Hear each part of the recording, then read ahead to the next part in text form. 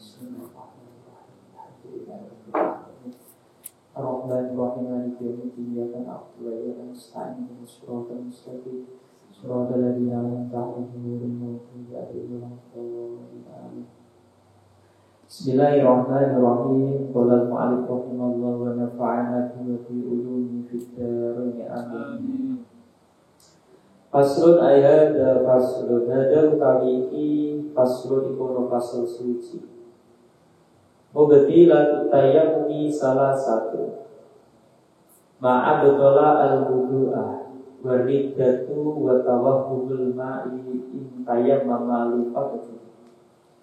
Mubtilah tayammumi utawi pira-pira perkara kang batalaken tayammum. Salah satu iku ana telu. Jadi kalau satu di antara tiga perkara ini kok ada, maka otomatis tayammum menjadi batal. Marupane perkara abtola kang batalake apa ma al-wudu'a ing wudu. Hal yang menjadi penyebab batalnya tayammum yang pertama adalah sesuatu yang membatalkan wudu. Berarti nek ono perkara kok batalaken wudu, berarti secara otomatis juga membatalkan tayammum. Tapi perlu diketahui ya, ini kalau tayammum menjadi pengganti dari wudu. Ya. Jadi nek pengganti dari wudu berarti tayammum ini dalam rangka menghilangkan hadas kecil. Nek jadi pengganti mandi berarti dalam rangka menghilangkan hadas besar. Nah, nek tayammum kok menjadi pengganti dari wudu, maka ketika seseorang tayammum setelah itu kok ada sesuatu yang menjadi penyebab batalnya wudu, berarti secara otomatis tayammumnya juga batal. Misal bertayamum terus ngentut kan membatalkan wudu, berarti juga otomatis membatalkan tayamumnya. Waridatu lan murtad. Nomor 2 adalah murtad. Ya. Sing jenenge murtad niku metu teko Islam. Ya. Jadi setelah masuk Islam, dia kemudian memutus status keislamannya, berarti dia jadi murtad. Nah, nek murtad itu batalaken tayammum. Tapi wong murtad itu tidak membatalkan wudu. Ya. Jadi murtad itu bisa menyebabkan tayammum batal, tapi tidak menyebabkan wudu batal.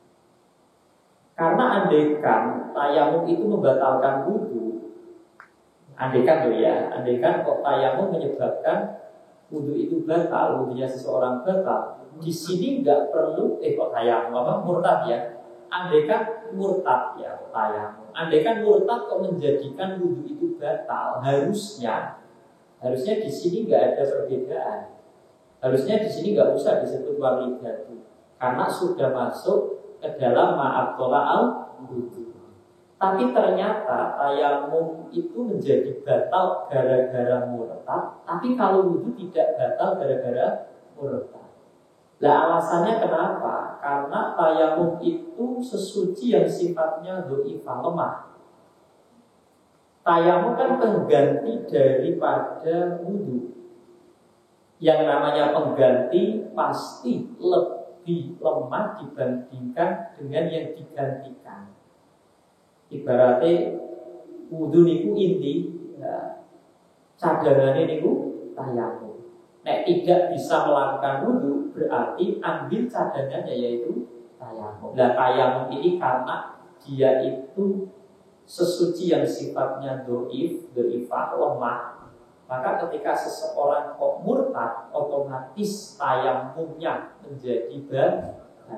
Tapi nek wudu enggak, misal ya ana wong wudu bar wudu murtad, terus mlebu Islam meneh syahadat, wudunya enggak batal. Tapi Tapi aja dicoba loh ya.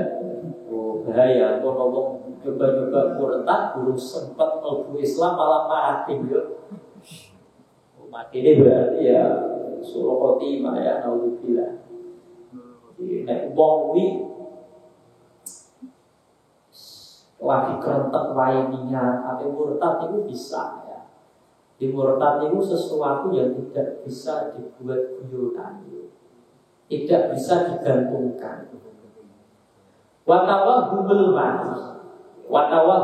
ma'i lan nyono banyu, nyono ana ning banyu.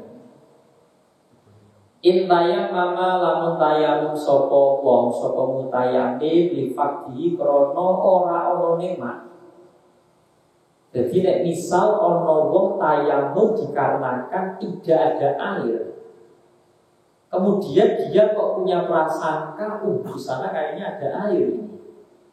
Nah, adanya tawahum atau adanya don, memiliki dijelaskan bahwa tawahum di sini don itu maksudnya prasangka.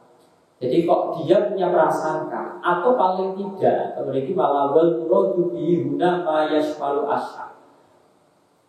Jadi nggak tentu tak terangkan. Nah yakin itu 100%. Ono wong yakin berarti 100%. Kalau orang punya dugaannya itu kuat, itu bahasa Arabnya itu don itu mungkin duwe prasangka yang kuat. Kalau di persentase itu 51% sampai 99%, itu jenis don. Don itu prasangka yang kuat, punya dugaan yang kuat. Nek yakin mau kira 100%. Nek don itu dibawah yakin.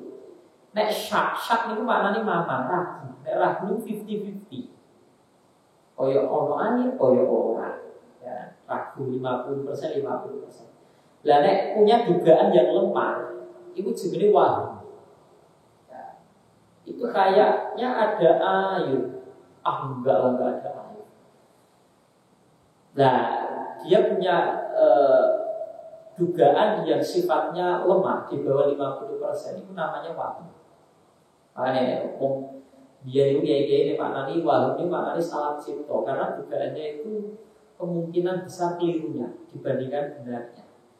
Dan itu mereka diterangkan tawahum niki malah dijelaskan wal muradu bi huna ma yashmalu asya. Ini juga meliputi syak bahkan ragu.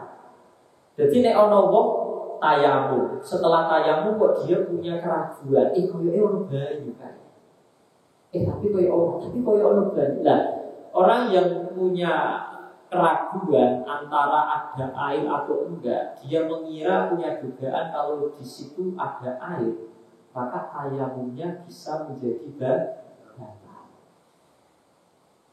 Nah, jadi memiliki diterangkan tawahud di sini wal muradu bihi huna ma yashmalu asya. Berarti ketika dugaan saja ya, dia ragu antara ada air atau tidak, hanya karena ragu loh ya, masih ragu loh kayaknya orang banyu kan, belum yakin. Yakin ya malah tambah, otomatis tayamum juga misalnya mesti kayak banyu kayak batal.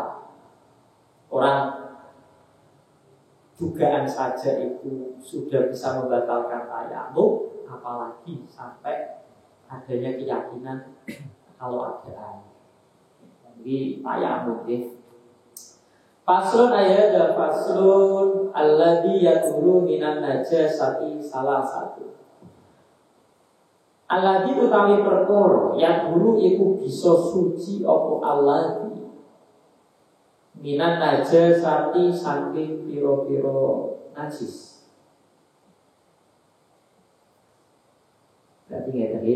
Alladhi utawi perkara ya dulu kang bisa suci apa alladhi minan najasati saking pira-pira najis, salah satu iku ana telu.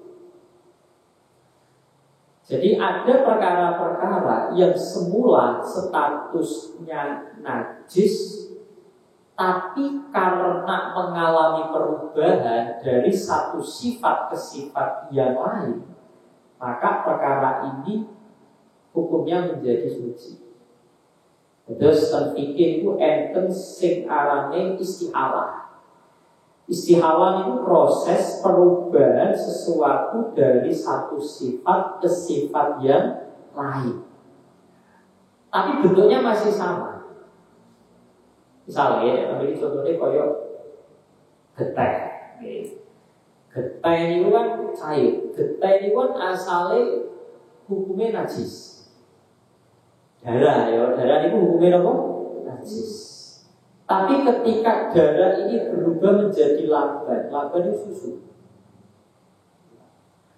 Contohnya ASI, air susu ibu. Air susu ibu itu asal usulnya adalah darah. Orang percaya, ono ASI air susu ibu panas, dipanas itu ada.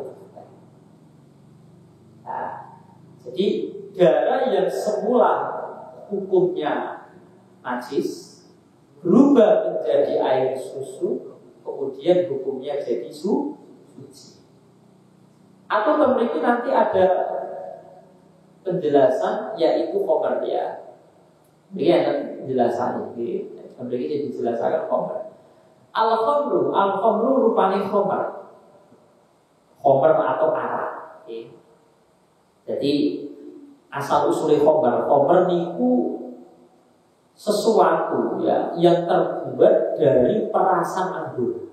Ngerti anggur kan, anggur diperes, dijarki. Itu bisa menjadikan minuman yang memabukkan. Nah, kenapa kok disebut dengan khomer? Khomer itu maknanya nutupi.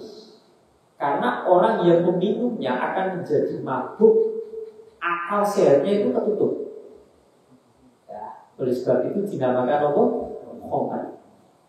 Tapi pada akhirnya khomer itu menjadi sebutan bagi apapun, minuman apapun yang memabukkan, baik terbuat dari perasan anggur atau perasan kurma atau perasan apapun.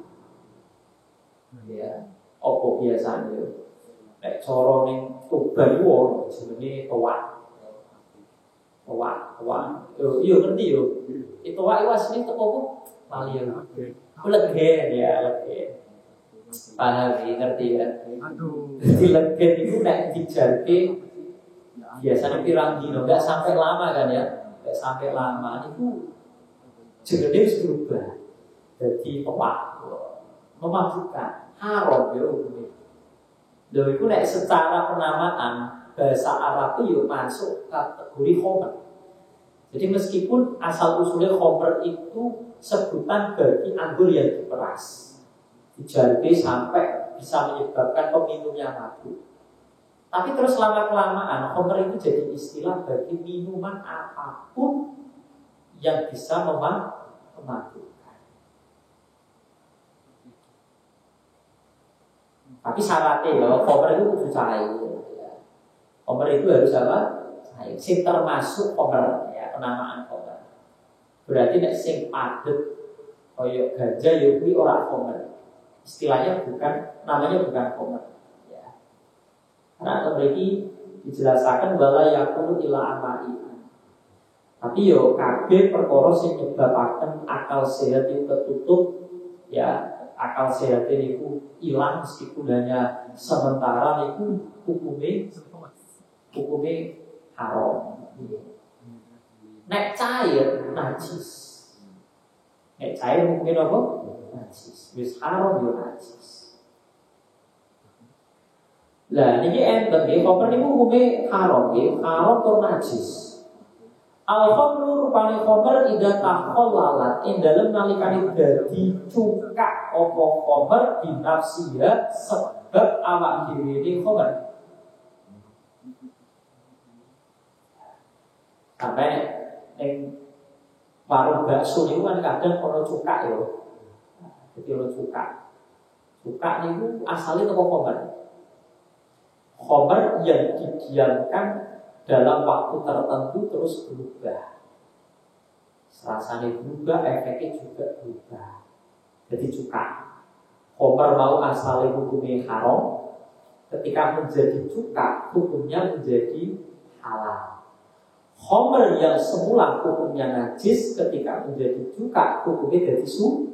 suci. Itu ketika berubah dengan sendirinya. Contohnya ya kan, misalnya kasih contoh. Misal ono botol utawa ember lah gampangane ya. Tidak ember mosok gawe tak teko ember. Misal botol ya. Botol diisi ini obat. Barang ngono didiamkan selama beberapa hari. Terus berubah jadi apa cuka.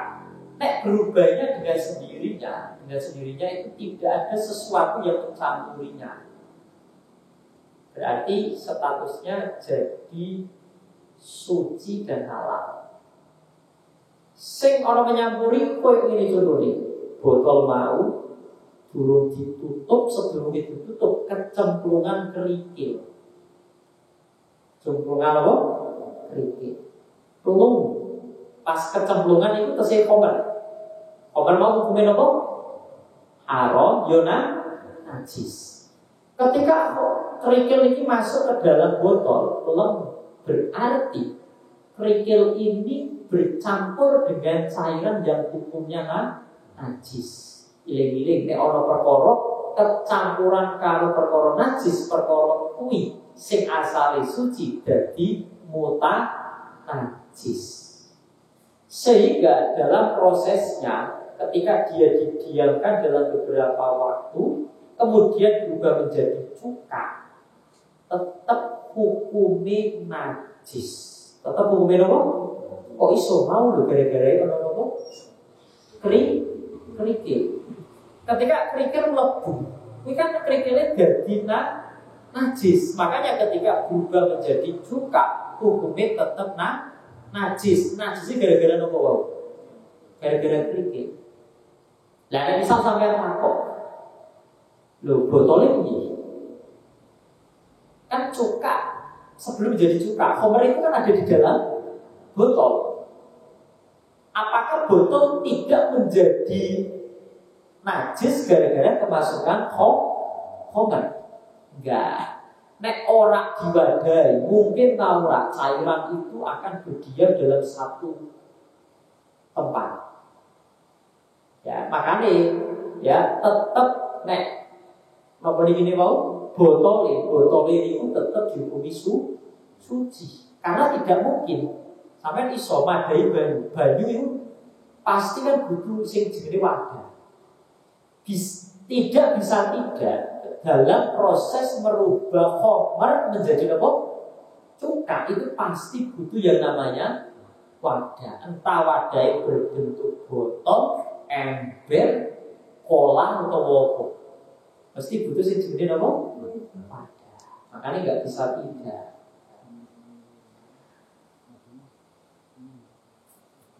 Wajil bil maitati. Wajil bil maitati siji mau ya. Perkara sing asale najis berubah menjadi cuka. Ya, perubahan ini lho dari khamar menjadi cuka. Prosesnya niku nek cara fikih jenenge istihala. Istihala, perubahan dari satu sifat ke sifat yang lain. Ya. Dari satu sifat ke sifat yang lain, tapi bentuknya itu masih sama. Bisa jadi cairan. Cuma statusnya berubah sifatnya. Sing asale memabukkan terus jadi ora memabukkan. Sing asale haram jadi halal. Sing asale najis jadi suci. Wajildul maitati lan kulite batak. Ida dubiho nalikane disama apa jilat. Kulite batang maitan. Maitan itu kewan sing mati bukan karena disembelih secara salah. Ono wedhus ketabrak motor mati. Berarti mati ini karena disembelih atau bukan? Kalau bukan berarti jenenge maitan. Maitan itu kewan sing mati bukan karena pokoknya sing jenenge maitan itu ketika kehidupannya berakhir bukan karena disembelih secara salah. Ya. Dan misal sampai takut, dan misal koyo dalam kasus berburu itu gimana? Berburu beda lagi. Karena berbulu pun juga bisa termasuk kategori koyok sembelihan. Sing hukume halal. Lah, batang niku kulite lho ya, dile-dile. Kulite niku bisa menjadi suci dengan cara disamak. Bukan dagingnya loh ya. Kalau dagingnya tetap najis. Asal-asalnya piye, Mas? Ini ku enten sahabat nyeret wedhus mati. Jadi wedhus loro mati. Diseret arep dibuang sahabat. Terus Kanjeng Nabi niku pirsa. Kanjeng Nabi terus ngendikan ngeten, "Lho, arep digawa ning ndi?" Dibuang Kanjeng Nabi, "Lho ora eman." Lho, kan iki batang Kanjeng Nabi, napa saged diintifak? Bisa. Sing bisa diintifak niku kulite. Kulit batang bisa diambil manfaat dengan cara disamak. Lah disamak itu ditokoaken.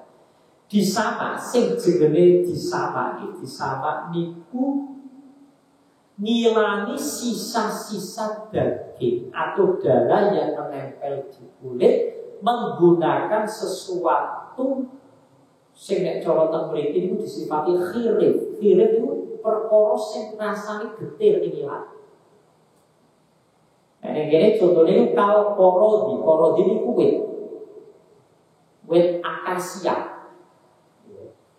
Di coro sing najis itu koyo telek dulu. Itu kan nek digo ngilangi sisa-sisa apa?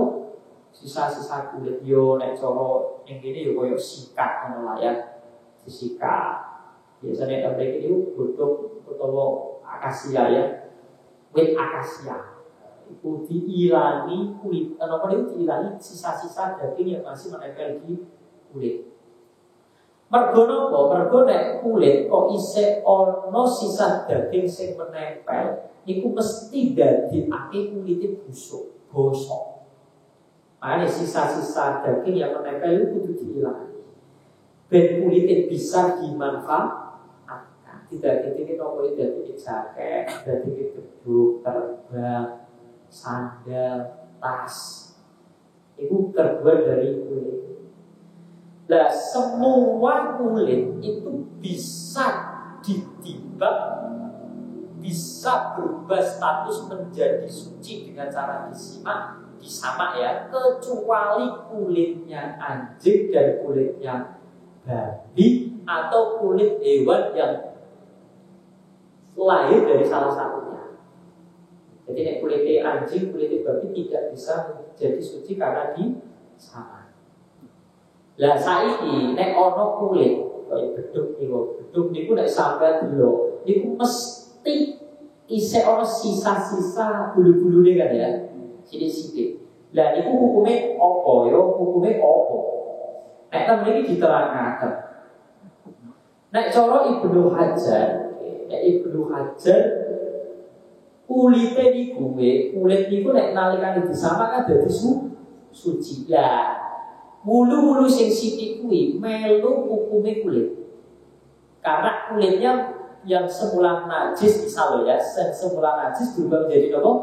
Suci. Berarti bulu-bulu sedikit itu juga ikut menjadi suci. Hukumnya manut karo kulit ini. Lah saat ini nek misal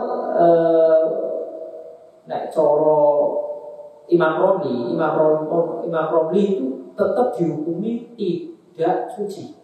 Bulunya loh ya, bulunya tidak suci. Tapi nek sithik hukumnya makfu. Makfu itu ya disepuro, yo najis tapi dimakfu. Itu nek coro Imam Romli, coro Ibnu Hajar Al-Haytami ora. Selagi kulite dihukumi suci, bulu-bulune juga dihukumi apa? Suci. Tapi syaratnya mau loh ya, bulunya kudune sithik. Orang koyo nek semono ya di arani sithik lah ya. Nek koyo wedhus niku lho ya, ngerti kan wedhus? Nek kulite sumpah niku nek cara niki ya diarani tidak suci. Kulit lho ya, kulune lho ya sumpah niku. Karena di sini dijelaskan ilah ingkana qolilan.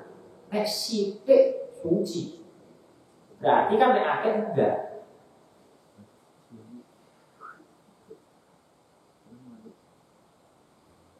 Ya, mau ya sing ora iso disuci akan mau. kulite asu, kulite celeng karo kulite kewan sing lahir teko persilangan kuwi mau utawa salah siji. Yang kedua ya, yang pertama komer juga jadi cuka. Yang kedua kulit batang iso dadi suci dengan cara disama. Jadi sama kalau caranya ya, iling ya. Sisa-sisa daging mau getih sing nempel itu diilangi. Makanya coroten kita Bulughul Maram itu yang hadis. Sing cara ngilanginnya itu dengan dua hal. Satu dengan mak itu maknanya baru. Dua dengan mau, dengan diabot, dengan disama. Makanya nek sisa daging berarti diilangi karo mau. Cara ini mau itu sesuatu yang rasanya getir, hilang, berkhilif. Mayal da'u al-insana biharofati. Pokoknya nek ilang itu rasanya getir paham ya? Sepet dulu. Nah, nek getai mau bisa diilangi nandungan. Terus yang kedua, ini yang ketiga. Wamalan kewan, wamalan perkoro, ya wamalan perkoro soro kan dadi opoma, dadi iku hayawana, iku kewan. Nah, nek sing ketiga ini contohnya ya kan. Sampai nek delok ono batang ya. Misal ono pitik mati. Pitik mati batang, berarti hukumnya najis. Nah kok setelah membusuk 3 hari misal terus muncul uleri. Muncul apa? Uleri belatung. Nah, ular belatung niku dihukumi suci. Dihukumi apa? Suci. Suci loh ya, orang halal loh ya. Apa? Suci. Nah sampai cara sampai ya belatung ini itu dia wujud ada dari batang atau di dalam batang. Nek dari batang itu kan berarti ya dia muncul dari bangkainya. Kalau di dalam batang berarti dia di dalamnya itu sudah ada, tapi kemudian muncul dari dalamnya. Coro sampean piye? Nek coro memiliki sebagian ulama punya pendapat kaunil hayawan bitimali kaunil hayawan makhlukun fiha laminha. Jadi sedun utawa ular niku dia muncul ada bukan dari bangkai tapi di dalam bangkai. Jadi cara ning jero niku wis ana bibit-bibit sing bakal dadi napa? Ular. Mana loh? Bukan dari tapi di dalam. Nah. Ini hukumnya apa suci loh ya, orang mau kecuali sampai gini ya. Misalnya gini, sampai mangan jambu kluthuk. Nanti jambu kluthuk tapi ya mangan jambu kluthuk, jambu ini semua matang. Saking matang ini wis rodok-rodok bosok sikit. Jambu kluthuk sampai buka, sampai cokot misal. Ning jero ne ana ular iki. Ana apa? Ular iki. Nek ular sing ning jero jambu kluthuk mau sampai pangan jambu kluthuk ularnya melu katut. Niku hukumnya tidak apa-apa. Alasannya apa? Alasannya itu li usri ikhtiros, kangelan lah ribet nek arep juku siji. Jadi nek dipangan terus langsung vitamin ya. Iku hukume boleh. Tapi nek misal ularnya sampean pisah, sampean buka, ularnya sampean pisah. Dadak sampean dipangan jambune terus ularnya bola-lapan. Lah nek iki hukume boten pisah. Kowe gak oleh. Tapi nek isen ning napa niku jabu deh sampai kerokok. Udah koruler itu mau kepangan piye ku mek ora kok. Meskipun sampai ngerti lho, ono lho ya, ikut kangelan lalu dadak nilai sampai pangan itu ternyata cara pikir oleh alasannya lipus ribet angel, cara arep jubu siji ribet ya. Ini nek wis kepisah ora oleh ya. Bisa terus pangan, gak oleh ya. Pasrul. Terus iki wis najis supaya iki bab najis. Wallahu a'lam bishawab. Soal aslinya.